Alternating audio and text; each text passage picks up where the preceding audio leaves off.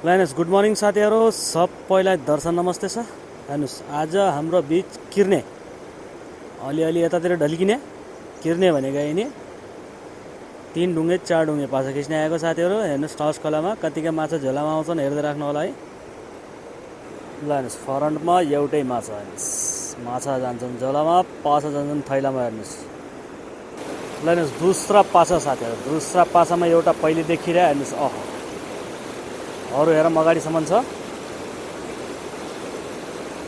अह दोस्रामा अलि साइजका अब गोटलाम नगर्ने आयो किर्ने, खाली पका छिर्ने साथीहरू। दोस्रा पासामा अलिकता कुट्लुम है टाङ। हेर्नुहोस् अर्को पासा साथीहरू, अर्को पासामा कतिको माछा फस्छन् हेर्दै राख्नु होला। एउटा पारी सानसानो देखाइदियो साथीहरू, छिर्कामा सक्यो। अरे म हो भन्थेँ क्या भन्छन् अरू चाहिँ जेसुकै होस्, बाख्री बिहाइन भने बोकोलाई कुट्न त पाइन्न नि है नि।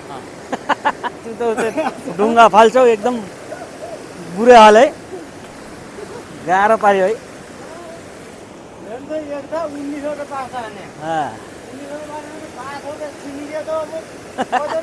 अब जे मर्जी होस् यार, बाख्री बिहाइन भने के त्यो बोकोलाई कुट्न पाइन्छ र? त्यो त गलत बात हो नि यार, लागिन त लागिन बिचरा।